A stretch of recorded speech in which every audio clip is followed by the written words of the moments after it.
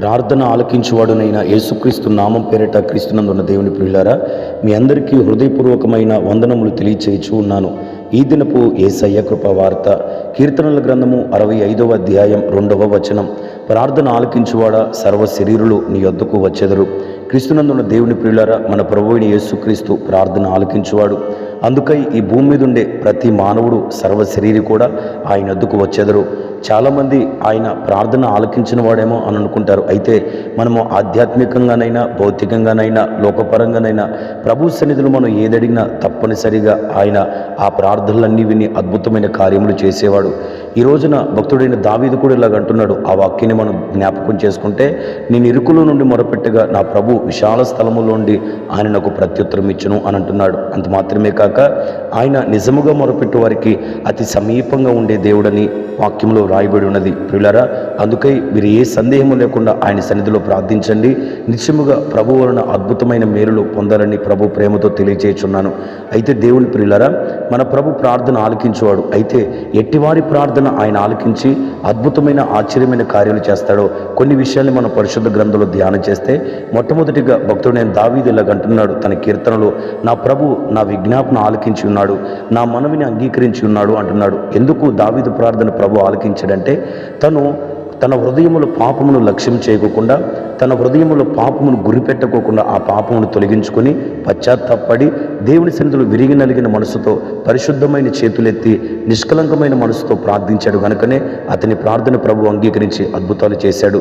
రెండో మాటను మనం పరిశుద్ధ గ్రంథంలో చదివితే, యేసుక్రీస్తు వలన స్వస్థత పొందిన గుడ్డివాడు బాగుపరచబడిన తర్వాత శాస్త్రులతోనూ, పరిశీలతోనూ, యాజకులతో ఇలాగ అంటున్నాడు, నిశ్చయముగా మన దేవుడు పాపులు మనవి ఆలకించడనియు, ఆయన చిత్తానుసారంగా ఎవరైతే జీవిస్తారో వారి ప్రార్థన తప్పక ఆలకిస్తాడు, వారి మనవి ఆలకిస్తాడు అని గుడ్డివాడు సెలవిస్తున్నాడు. పిల్లరా, ఈ రోజున ఆ వాక్య భాగాన్ని మనం ధ్యానం చేస్తే, నిజముగా ఆయన చిత్తానుసారంగా ఎవరైతే జీవించి ఆయన చిత్తమును చొప్పున చేయించు, ఆయన చిత్తానుసారమైన క్రియలు ఎవరైతే చేస్తారో నిశ్చయముగా వారందరి ప్రార్థనలు ఆలకిస్తాడు.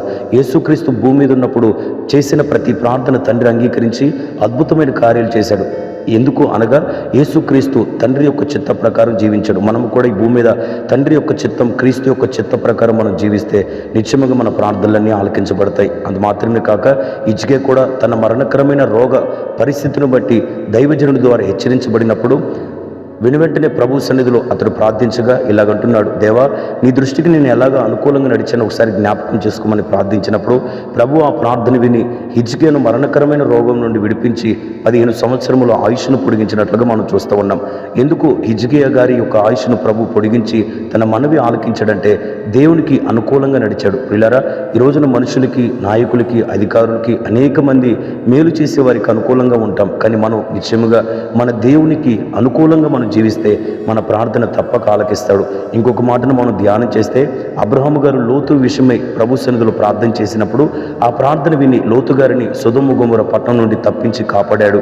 కానీ ఇక్కడ వాక్య భాగాన్ని మనం ఒకసారి జ్ఞాపకం చేసుకుంటే, ఎందుకు అబ్రహాము గారి మనవి దేవుడు విని అద్భుతమైన రక్షణ కార్యాన్ని లోతు పట్ల చేశాడంటే, అబ్రహాం గారు ఏ సన్నిధిలో అయితే నిలిచి ప్రభు సన్నిధిలో మొరపెట్టాడో, మరలా ఆ సొదొమ గొమొర్రా పట్టణం నుండి ధూపం పైకి లెగుస్తున్నప్పుడు అదే స్థలములోకి వచ్చి ఆయన సన్నిధిలో ఇంకా నిలబడి ఏమైందా అన్న సంగతిని దేవుని సన్నిధిలో కనిపెట్టుచున్నాడు. పిల్లరా, మనము ప్రార్థించిన వెంటనే అద్భుతాలు జరగాలని ఆశపడకూడదు. కానీ ప్రభు సన్నిధిలో ఇంకా మనము కనిపెట్టుచు ఆయన సన్నిధిలో ఇంకా మనము నిలబడి ఉన్న యెడల తప్పక మన ప్రార్థనలు ప్రభు ఆలకిస్తాడు. చివరగా 5వదిగా ఆయన యథార్థవంతుల ప్రార్థన వింటాడని, ఆయన ఆ ప్రార్థనల యందు చెవిని లక్ష్యం చేస్తాడని, దృష్టించుతాడని వాక్యం రాయబడి ఉన్నది. ప్రియులారా, ఏలియా గారు యథార్థవంతుడే జీవించాడు కాబట్టి తద్వారా ఏలియా గారి యొక్క ప్రతి ప్రార్థన ప్రభువుని అద్భుతాలు చేశాడు. ఎందుకంటే ఏలియా గారు యథార్థవంతుడు. మనం కూడా యథార్థంగా జీవిస్తే, యథార్థంగా ప్రవర్తిస్తే మన ప్రార్థనలన్నీ ప్రభు ఆలకిస్తాడు.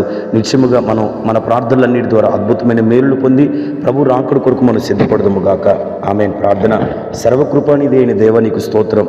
నీ యొద్దకు సర్వశరీరులు వచ్చెదరు, కారణం నీవు ప్రార్థన ఆలకించేవాడవని. ఈరోజు నేను ఈ మాటలు వినిన వారు ఎవరెవరు ఏ విషయముల కొరకు ప్రార్థిస్తున్నారో ఆ ప్రార్థనలన్నింటిలో అద్భుతాలు చేయమని వేడుకుంటున్నాం. ప్రార్థించినప్పుడు ఆ ప్రార్థన ఆలకించబడుటకు ఎట్లా జీవించాలో మీరు తెలియజేశారు. ఆ రీతిగా మేము జీవించడానికి సహాయం చేయమని యేసు నామములో అడుగుచున్నాము తండ్రి. ఆమేన్. Praise the lord.